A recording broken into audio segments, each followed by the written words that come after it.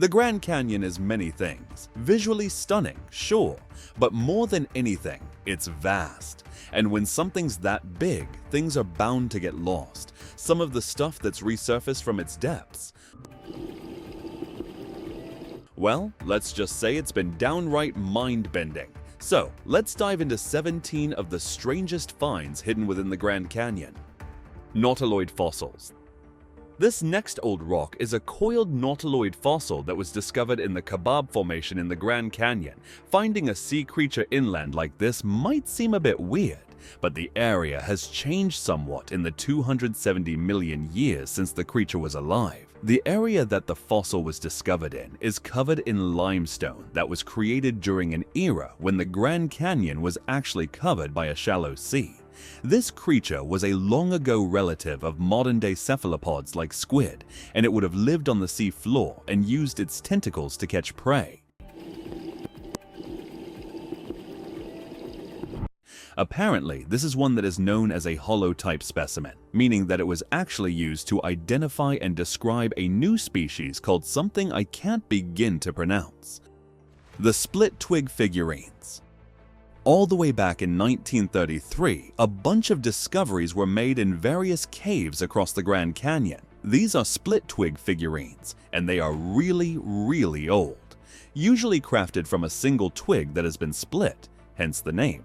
These shapes are often willow sticks that are bent and folded into intricate shapes to make the figures of animals. There are several different designs that have been found all throughout the Grand Canyon, but the most typical are those that are shaped like deer or bighorn sheep.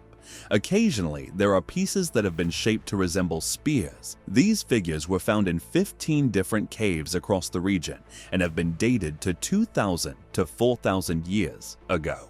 These split twig figurines have been found in many places across the western states of America.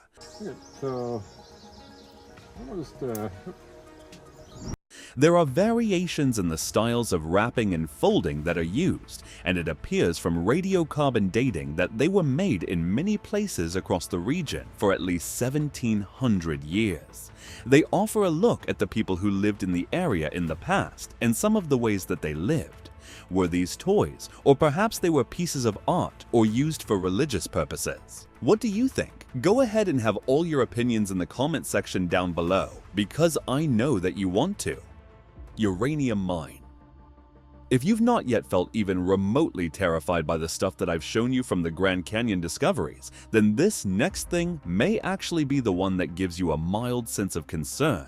This is the really alarming trend in uranium mining in a region that is not only the most extraordinary geological landscape possible, but is also home to at least 11 Native American tribes and is a literal national park. Yes, mining for uranium, that is, the extremely deadly radioactive junk used in nuclear power production and nuclear weapons, is being done around the outside of the park boundaries. But the thing with uranium and its pollution is that it doesn't really care about boundaries when it's leaking into the earth, contaminating the water supply, or causing untold long-term damage to the natural environment, not to mention the people and the animals that live there. The Grand Canyon National Park Service is working to keep uranium mining out of the park itself.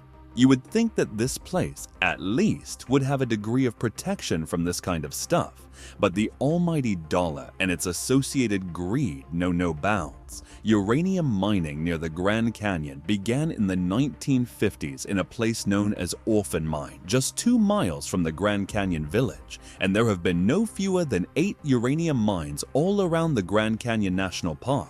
One, which is in operation today, is threatening the springs inside the Grand Canyon with contamination. Huge efforts are in place to try and protect this region from the devastating impact of uranium mining. There is now a law that prevents new mining claims from being staked, but mines that already have valid existing rights are allowed to continue. It is a risky business, but hopefully the continued efforts for protection will eventually make uranium mining illegal across the whole region. Grand Canyon Cavern Hotel.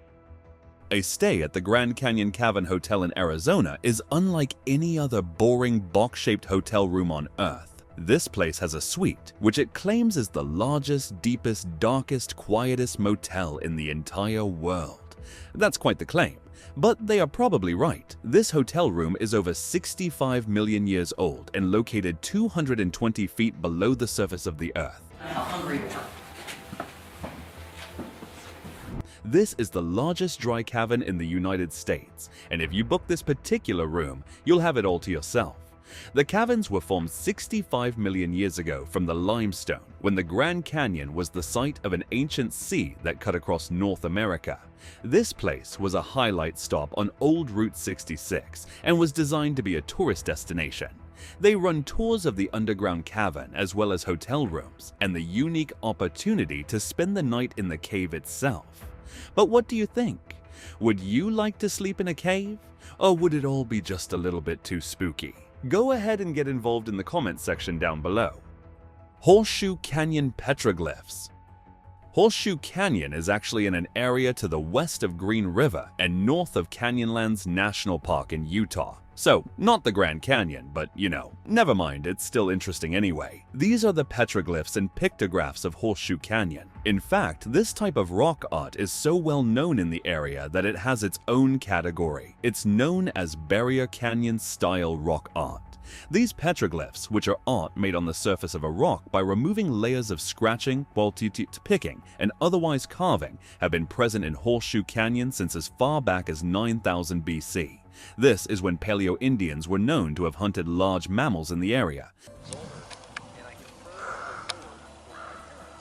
There is evidence that early people here hunted mastodons and mammoths across the southwest region. It's believed that Native American people lived in the canyon until about 1300 AD. The main area in which there are petroglyphs is the part of the canyon known as the Great Gallery. Here, the images are well preserved and numerous. The panel of art is about 200 feet long and 15 feet high, and the art mostly depicts human-shaped figures that are life-sized and up to 7 feet tall. Shasta Ground Sloth. A supersized sloth may not sound like the most terrifying of animals. I mean, these things are the cute and sleepy creatures that are often drawn as sweet little illustrations on greeting cards and baby clothing, aren't they? Well, the Megatherium was much less a cute cartoon and more of a colossal carnivore. So, put what you think you know about sloths to the side for a moment. Back around 5 million years ago, there was a very particular type of ground sloth that hung around in South America. These were up to 10 times the size of today's sloths, and they could weigh up to 4 tons. Yes, that's right. These things were elephant-sized. They also walked on their hind legs like people do. And this little fact makes it the largest upright walking bipedal mammal that has ever lived. Although not strict carnivores, the general shape and structure of the Megatherium would suggest that they likely hunted other animals as well as gathering food from their habitats. Although some extinct ground sloths grew as big as elephants, there's evidence of some slightly smaller ground sloths that inhabited the Grand Canyon. These were the Shasta ground sloths that lived there during the last ice age. The Grand Canyon was cooler and wetter than it is nowadays, and it was full of vegetation, which would have been a good thing for such a massive herbivore. Skulls of these creatures have been discovered in caves, and there were also pieces of fur and even sloth poo that is still stinky today. The cave is dry and kept at a stable temperature, which allowed for these things to stay remarkably well preserved for as long as 11,000 years. Weird. Pseudoscorpions. Between 2005 and 2007, researchers were studying the stuff in a cave in the northern part of the Grand Canyon when they happened upon a couple of scorpion-type creatures that they thought might be brand new, or at least undocumented, until that time. It took a further 7 years of rigorous study to be able to fully determine that they were indeed a new species. But they were not scorpions in the true sense. They were actually pseudoscorpions because although they did look like scorpions, they did not have the tail with the venomous stinger that characterizes those species. Instead, these cave-dwelling creatures have their poisonous stinging parts in their pincers. They are also adapted to the darkness to such an extent that they don't have eyes. It's creepy and still dangerous, even if they are tiny. They only measure about 0.12 inches in length, and even so, you wouldn't want to step on one in a dark cave now, would you? The Chiricahua leopard frog. This frog species is known for its distinctive pattern of spots, which is how it got the leopard. Well, duh.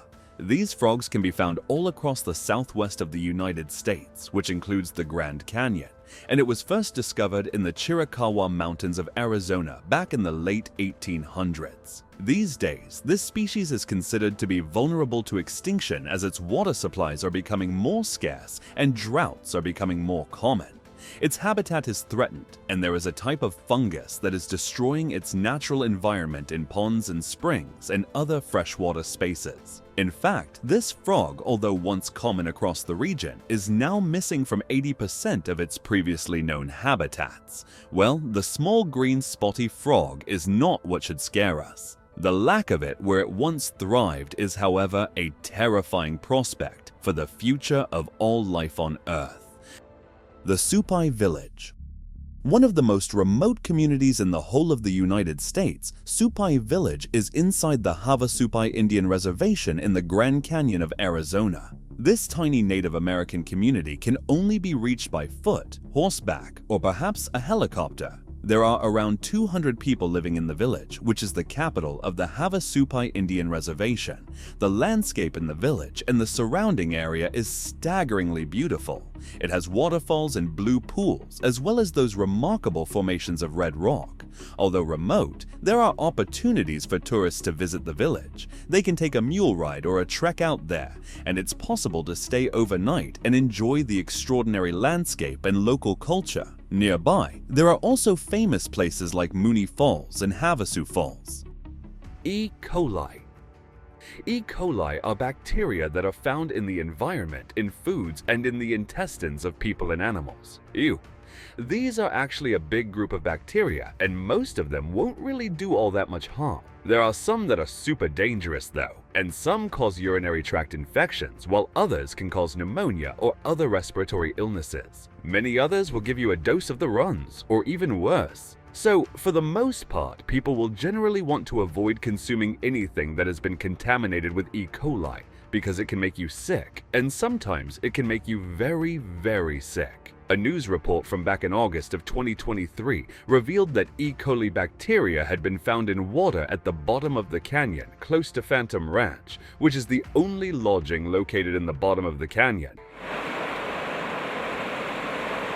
I mean, nobody wants to find E. coli anywhere, but call me old-fashioned, it seems that you probably shouldn't be going around guzzling the water that you find on the ground anywhere, even in the Grand Canyon. So, boil any water that you scoop out of a puddle or whatever. Likely as not, the presence of E. coli in water also indicates the presence of poop in that water, so, Salamander-like footprints. The oldest fossils to have been found in the Grand Canyon are between 1,200 million years old and 740 million years old.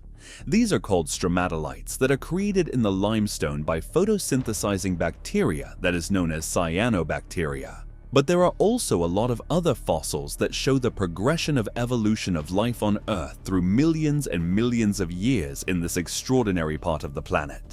The Coconino sandstone across the canyon was made when wind across the sand dunes about 275 million years ago deposited the sand and the rock formation began. These layers of rock now have some of the most densely fossil-filled areas. There are lizard-like salamander sorts of footprints, for example, and for some, these have given creationists a stiffy. They love to argue that they know all about science and will gleefully poke an oar into stuff that they poo-poo. Like the formation of rocks over millions of years, if they can say that it was because of Noah and the flood.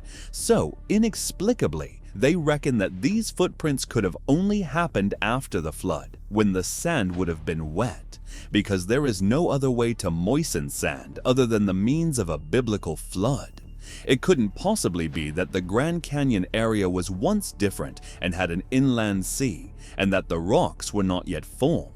These footprints, therefore, could not have been made 270 million years ago. It must have only happened 6,000 years ago. Oh, and they walked here really quickly after they got off the ark from Turkey, because, all life that walked on the land was wiped out, except those that Noah saved in the ark. So it all seems completely reasonable now, doesn't it? I mean, who really needs science anyways? American cheetah bones.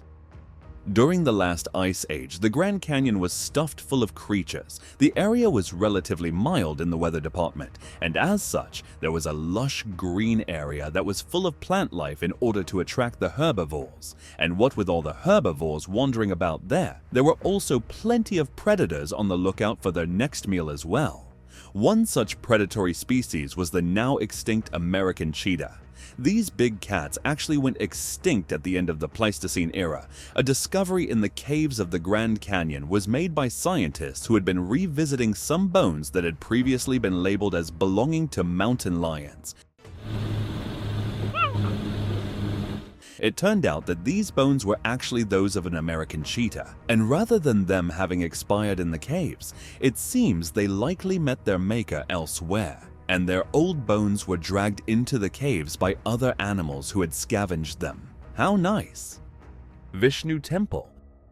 This is a 7,533-foot elevation summit in Grand Canyon National Park in Arizona, named somewhat incongruously for the Hindu deity Vishnu, the redeemer of the universe. It was given its moniker by a man named Clarence Dutton in 1880. This was the beginning of the naming of mountains in the Grand Canyon after mythological gods, and the mountain was named thus as Dutton said that he thought it looked like the shape of a pagoda.